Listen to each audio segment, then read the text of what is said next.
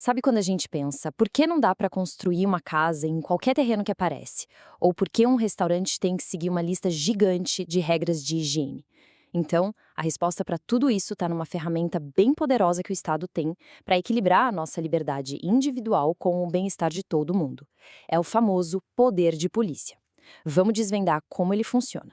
Essa pergunta, no fundo, é o grande dilema de qualquer sociedade, né? Onde é que termina a liberdade de uma pessoa e onde começa o interesse de toda a comunidade? Pois é, no direito administrativo, essa ferramenta de equilíbrio se chama poder de polícia. Vamos mergulhar nesse conceito.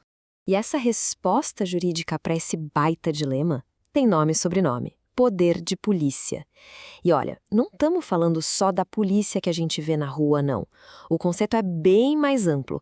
É sobre como a administração pública age para manter a ordem e o bem-estar social no dia a dia. Para a gente entender de verdade o que é esse poder, vamos começar pelo básico. O que ele significa de fato e de onde ele vem? Qual a sua base? A definição clássica, olha só, é super clara. As palavras mais importantes aqui são condicionar e restringir.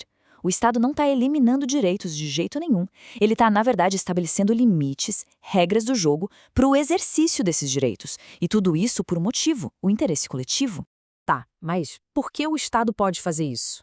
Bom, a base de tudo é um princípio fundamental do nosso direito: a supremacia do interesse público.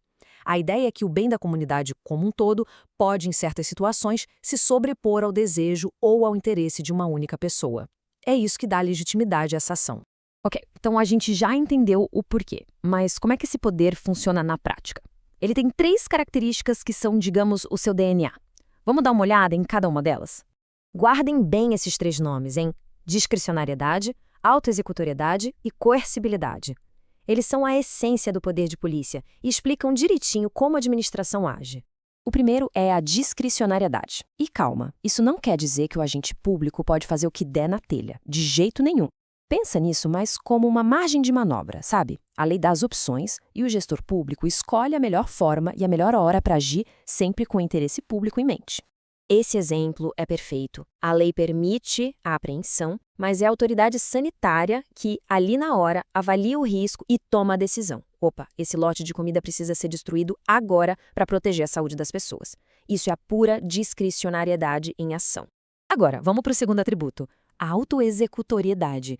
Esse aqui é forte. Significa que a administração não precisa ficar pedindo permissão para um juiz antes de agir. Ela mesma pode colocar suas decisões em prática de forma imediata. Pensa na urgência de uma situação dessas. Se um prédio está ameaçando desabar, a prefeitura não pode se dar ao luxo de esperar um longo processo judicial. Ela tem que agir na hora, interditar o local e salvar vidas. Isso é a autoexecutoriedade na veia, uma ferramenta crucial para proteger a sociedade.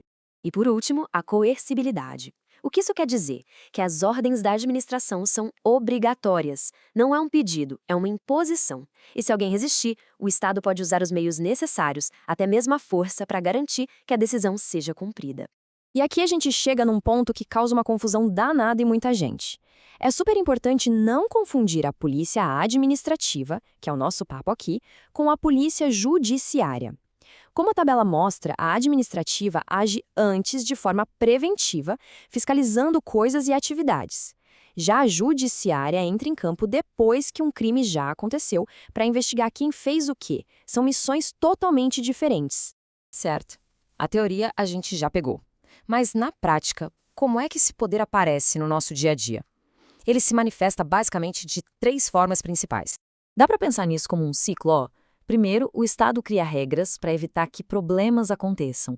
Se alguém quebra a regra, ele age para parar a infração. E, o tempo todo, ele fiscaliza para ter certeza de que todo mundo está seguindo as normas. Vamos ver cada uma dessas frentes de atuação. A atuação preventiva é a que a gente mais vê por aí. Ela acontece antes de qualquer problema, criando regras que valem para todo mundo. Quando a prefeitura diz até que horas um bar pode ficar aberto ou quando uma lei proíbe construir numa área de manancial, é exatamente isso: o poder de polícia agindo para prevenir danos à sociedade e ao meio ambiente. Já a atuação repressiva, bom, ela entra em campo quando a regra já foi quebrada. O objetivo aqui é bem direto: parar a atividade que está errada, seja dispersando um protesto que perdeu o controle ou fechando uma loja que vende produtos piratas. A ação é imediata, para cortar o mal pela raiz. E, por último, mas não menos importante, a atuação fiscalizadora. Essa é a checagem constante. O agente de trânsito que faz uma blitz, o fiscal do Inmetro que confere a balança do supermercado, todos eles estão exercendo o poder de polícia, garantindo que aquelas regras preventivas estão sendo cumpridas por todo mundo. Agora nós chegamos na parte talvez mais delicada e mais importante de todas. Esse poder todo, ele não é absoluto não, ele tem limites muito, muito claros. E quando esses limites são ultrapassados, a gente entra num terreno perigoso, o do abuso de poder. Essa citação do material de base resume perfeitamente a questão. É como se existisse uma balança imaginária para pesar de um lado os direitos de cada um e do outro o bem-estar de todos. O poder de polícia tem que ser o ponto de equilíbrio dessa balança e nunca o peso que pende só para um lado. E quais são esses limites? Bom, o maior de todos é a própria Constituição. Nenhum ato de polícia pode atropelar direitos fundamentais. Simples assim. E tem mais, toda ação tem que ser razoável e proporcional ao problema que ela quer resolver. Por exemplo, não faz o menor sentido um fiscal interditar uma fábrica inteira só por causa de um extintor de incêndio vencido. E aqui está o ponto-chave. Quando a autoridade vai além do que a lei permite, ou pior, usa o seu poder para um benefício pessoal e não para o bem público, o nome disso é abuso de poder. E todo e qualquer ato feito com abuso de poder é ilegal e, por isso, pode e deve ser anulado pela justiça. Então, como a gente viu, o poder de polícia é essa busca sem fim pelo equilíbrio entre a autoridade do Estado e a liberdade de cada cidadão. É uma ferramenta essencial para a gente viver em sociedade, mas que, justamente por ser tão poderosa, exige uma vigilância constante de todos nós. E a reflexão final que fica é essa: como a gente pode garantir que essa ferramenta tão poderosa sirva sempre para proteger a coletividade e nunca para oprimir? A resposta provavelmente está no controle da legalidade, na atuação firme da justiça e, claro, na nossa própria fiscalização como cidadãos. Melhorar esses mecanismos é o grande desafio para que o poder de polícia seja sempre um guardião dos direitos e nunca jamais uma ameaça a eles. Até a próxima!